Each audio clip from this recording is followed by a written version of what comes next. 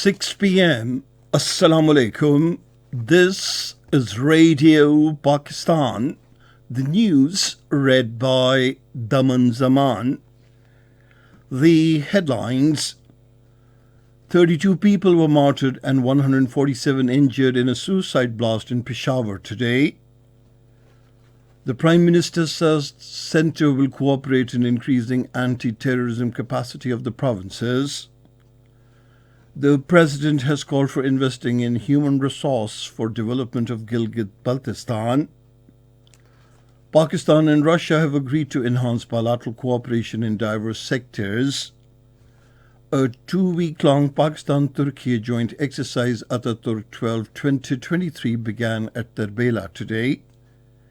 The All Parties Hurriyat Conference says the Modi-led fascist India cannot scratch freedom sentiments from the hearts and minds of the Kashmiri people. And now the news in detail. 32 people were martyred and 147 injured when a suicide bomber blew himself up during the Namaz-e-Zohar congregation at a mosque near the police lines in Peshawar today. According to Rescue 1122, the bodies and the injured have been shifted to the Lady Reading Hospital, Peshawar. The roof of the mosque collapsed after the blast, due to which the injured people were stuck under the rubble. Rescue teams are still taking out the people from the rubble and shifting them to hospitals. An emergency has been imposed in all the hospitals of Peshawar. The security forces have cordoned off the area. Prime Minister Shahbaz Sharif reached Lady Reading Hospital, Peshawar this evening and inquired about the health of the injured of the Peshawar suicide blast. The Defence Minister Khwaja Mohammad Asif, Interior Minister Rana Sanaullah Khan and the Information Minister Maryam Aurangzeb are also accompanying the Prime Minister. The Prime Minister Mohammad Shahbaz Sharif has appealed to the people for blood donations for the injured in the terrorist blast in Peshawar today. In a tweet today, he said the people with O-negative blood group are specially requested to donate blood immediately and save precious human lives. Prime Minister Shahbaz Sharif has strongly denounced the suicide attack inside a mosque at the police lines in Peshawar. In a statement today, he said targeting the mosque as a proof that the attackers have nothing to do with Islam. Shahbaz Sharif said terrorists want to create fear by targeting those who are rendering the duty of defending Pakistan. The Prime Minister reaffirmed Pakistan's firm commitment to root out terrorism. He said the entire nation and institutions are united and unified for the eradication of terrorism. He said the entire nation salutes its martyrs. Shahbaz Sharif said a comprehensive strategy will be adopted on the deteriorating law and order situation in Khyber Pakhtunkhwa. The centre will cooperate in increasing the anti-terrorism capacity of the provinces. The President, Dr. Arif Alvi, has called for investing in human resource for the development of Gilgit-Baltistan. Addressing the Gilgit-Baltistan Dream Roadshow 2023 in Islamabad today, he underlined the importance of community participation for the development of the province. Highlighting the tourism opportunities in the province, Dr. Arif Alvi asked the authorities concerned to improve infrastructure for providing better services to the tourists. He said information technology sector can also play a pivotal role in the progress of the people of Gilgit-Baltistan. The President, Dr. Arif Alvi, has summoned a joint session of the Parliament on the 8th of next month at 3 p.m. The Senate today passed 2 bills. These include the Factories Amendment Bill 2022 and the Federal Universities Amendment Bill 2022. This is Radio Pakistan. Pakistan and Russia have expressed the resolve to continue the joint efforts for the establishment of peace in Afghanistan.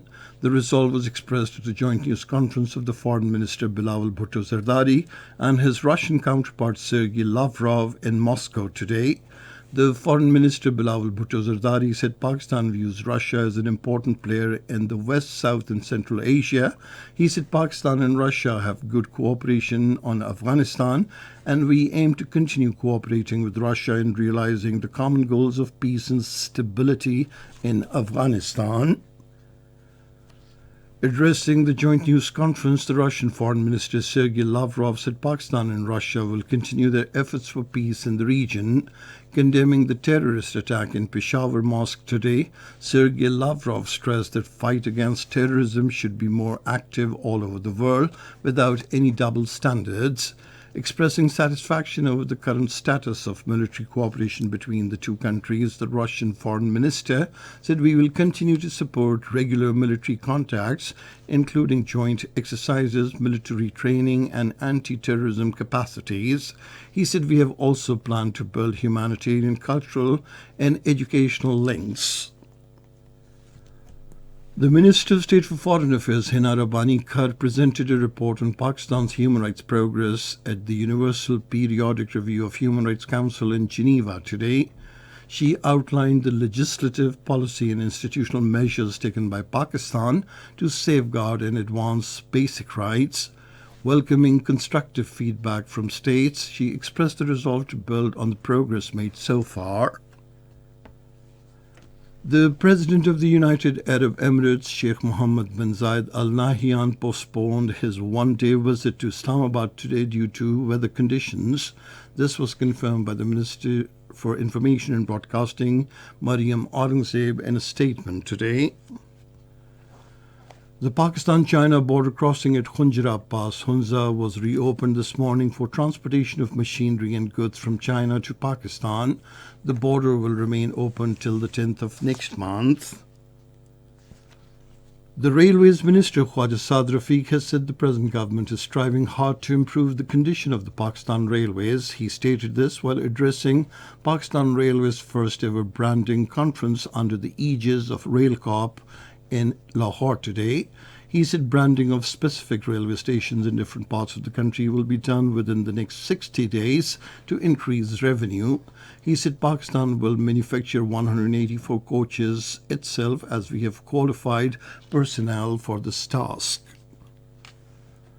A 2-week-long Pakistan-Turkey joint exercise Ataturk 12-2023 began at Terbela today. Troops from the Turkish Special Force and Pakistan Special Service Group are participating in the exercise aimed at enhancing counter-terrorism techniques. The drill will focus on clearance of compounds and caves, sniper training, countering improvised explosive devices, and medical care in combat situations. It will further strengthen military ties between the two countries. The senior all-parties Hurriyat Conference leader, Mirwais Umar Farooq, has said the Modi-led fascist India cannot scratch freedom sentiments from the hearts and minds of the Kashmiri people by attaching Hurriyat offices, houses and properties of pro-freedom leaders and activists in the Indian illegally occupied Jammu and Kashmir.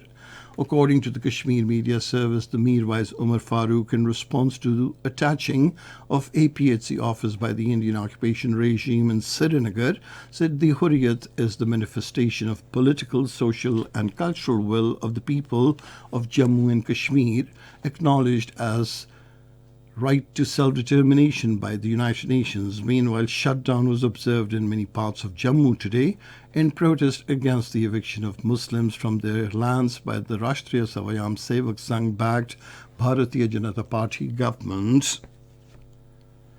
The American Secretary of State Antony Blinken is in the Middle East on a 3-day visit to the region in order to ease Israel-Palestinian tensions after an eruption of violence.